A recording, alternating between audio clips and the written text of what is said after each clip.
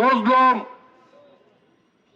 আমরা অসহায়, অনেকের ধারে ধারে করেছি, আমাদের পাশে কেউ আসে দাঁড়াচ্ছেন না। পুরো বাংলাদেশের সংসদ সদস্য মহোদয় নবনির্বাচিত সরকার দলীয় এবং বিরোধী দলীয় সকলের কাছে আমরা স্মারকলিপি প্রদান করেছিলাম। প্রত্যেকে আমাদেরকে ওয়াদা করেছিলেন আমাদের ব্যাপারে সংসদে কথা বলবেন, কিন্তু দুঃখের বিষয় ওনারা কেউ আমাদের ব্যাপারে সংসদে কথা বলতেছেন না। আমরা এই সমাবেশে দাবি জানাচ্ছি, মাননীয় সংসদ সদস্য মহোদয়রা, আপনারা জনগণের নির্বাচিত সংসদ সদস্য, অতএব আপনারা আমাদের মুসলিমদের জন্য কথা বলুন। আমরা প্রত্যেকে গেলে কেউ না কেউ আপনার নির্বাচনী এলাকার সদস্য, আমরা প্রত্যেকে আপনাদের নির্বাচনী এলাকার সদস্য। অতএব আমার প্রতিনিধি হয়ে আপনি সংসদে দাবি করবেন, এটা আমরা দাবি জানাচ্ছি।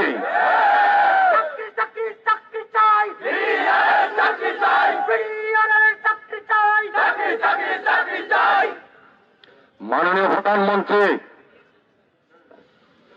পিলখানার মহাপরিকল্পিত হত্যাকাণ্ড কোন সাধারণ হত্যাকাণ্ড নয়।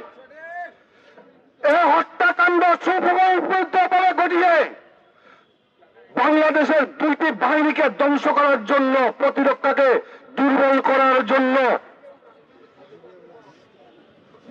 করার জন্য এখানে মহাপরিকল্পিতভাবে হত্যাকাণ্ড ঘটানো হয়েছে। যে হত্যাকাণ্ডে আমাদের পিতৃতুল্য 57 জন সেনা কর্মকর্তা শহীদ হয়েছেন এবং তার সাথে আমাদের বিডিআর সদস্য সহ সর্বমোট 74 জন শহীদ হয়েছে। কিন্তু দুঃখের বিষয়, তৎকালীন সরকার শুধু 57 সেনা কর্মকর্তার কথা বলেছেন, আমাদের অভিভাবকদের কথা বলেছেন, কিন্তু 74 জনের কথা প্রকাশ করেননি। কিন্তু এখন 74 জনের কথা সামনে আসছে, তাই আমরা এই 74 জনের হত্যাকারীর আমরা বিচার চাচ্ছি